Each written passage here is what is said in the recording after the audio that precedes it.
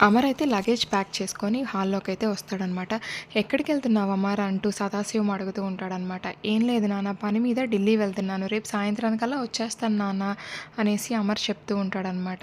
ఇంకా వెంటనే భాగ్య అందుకొని, "ఏంటండి మీరు ఇంత సడన్‌గా వెళ్ళడం? వినోద్ వచ్చింది ఇవాళే కదా! వినోద్‌తో టైమ్ స్పెండ్ చేయొచ్చు కదా మీరు" అనేసి భాగ్య అంటూ ఉంటే, "లేదు భాగ్య, నేను ఖచ్చితంగా వెళ్ళాల్సిందే. నేను ఒక అసైన్‌మెంట్ ఎప్పుడో స్టార్ట్ చేశాను. అది మధ్యలోనే ఆపేశాను. ఇప్పుడైతే ఆ అసైన్‌మెంట్ నేను కంప్లీట్ చేయాల్సిందే బాగి" అనేసి ఇంకా అమర్ అయితే బయటకైతే వెళ్తాడనమాట. రాతోడు కూడా లగేజ్ తీసుకొని అమర్ వెనకాలే బయటకొస్తాడు. హమ్మయ్య! అమర్ ఢిల్లీకి వెళ్తున్నాడా? ఇంకా నేను కలకత్తా వెళ్తున్నాడేమో అనుకున్నాను. నా గతం తెలుసుకుంటాడేమో అనుకుని తెగ టెన్షన్ పడ్డాను అనేసి మనోహరి అయితే మనసులో అనుకుంటూ ఉంటదనమాట. ఇంక నిర్మలమ్మ అయితే బాగిని పిలిచైతే చెప్తూ ఉంటదనమాట. "బాగి, నువ్వు కూడా బయటికెళ్ళి అమర్‌కి జాగ్రత్తలు చెప్పుకో" అని అంటూ ఉంటదనమాట. "ఏంటత్తయ్య మీరు కూడా? అసలు ఆయనకి నేను జాగ్రత్తలు చెప్తే ఏం బావుంటుంది చెప్పండి" అనేసి బాగి అయితే భలే అడుగుతూ ఉంటదనమాట. "అయ్యో పిచ్చి బాగి, అసలు నువ్వు అమర్ కళ్ళ ముందు తిరుగుతూ ఉంటే కదా అమర్‌కి దగ్గరయ్యేది. పో వెళ్ళి అమర్ దగ్గర జాగ్రత్తలు చెప్పు" అనేసి ఇంకా నిర్మలమ్మ అంటదనమాట. ఇంక బాగి అయితే బయటికి వెళ్తదనమాట. అక్కడ అమర్ అయితే దూరంగా ఫోన్ మాట్లాడుతూ ఉంటాడు. రాతోడైతే డిక్కీలో అయితే లగేజ్ పెడుతూ ఉంటాడనమాట.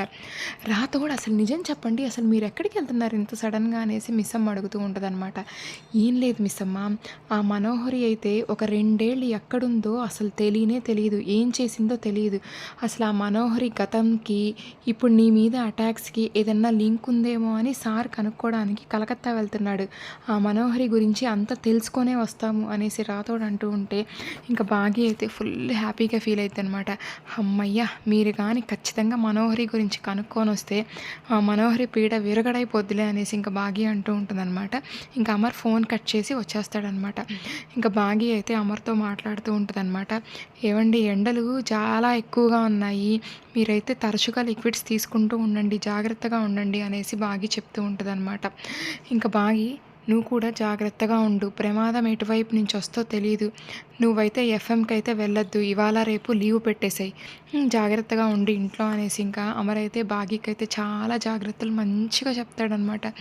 ఇంకా "సరే అండి" అని చెప్పేసి భాగ్య అయితే లోపలికెళ్ళిపోయిద్దనమాట. అమర్, రాతోడు ఇద్దరైతే కారులో అయితే ఎయిర్‌పోర్ట్‌కి బయలుదేరతారనమాట. ఇంకో పక్క అయితే యమధర్మరాజు, చిత్రగుప్తుల వారు మేఘాల్లో చల్లగా విహరిస్తూ ఇంకా వస్తూ ఉంటారనమాట. ఇంకా అడుగుతూ ఉంటాడనమాట చిత్రగుప్తులైతే, "ఏంటి యమధర్మరాజా, మనం యమలోకంలో ఉండకుండా కిందకి భూలోకంలోకి ఎందుకు వస్తున్నాం" అనేసి అడుగుతూ ఉంటాడనమాట. "ఏం లేదు చిత్రగుప్త, విచిత్రగుప్తుల వారు ఎక్కడికెళ్ళిపోయారో, ఎటెళ్ళిపోయారో తెలుసుకోవడానికి మనమైతే భూలోకంలోకి వెళ్తున్నాము" అనేసి యమధర్మరాజు అంటూ ఉంటాడనమాట. "సరే యమధర్మరాజా" అనేసి చిత్రగుప్తులు అంటూ ఉంటారనమాట. ఇంకా నెక్స్ట్ ఏం జరుగుద్దో అయితే చూద్దాం. Thank you.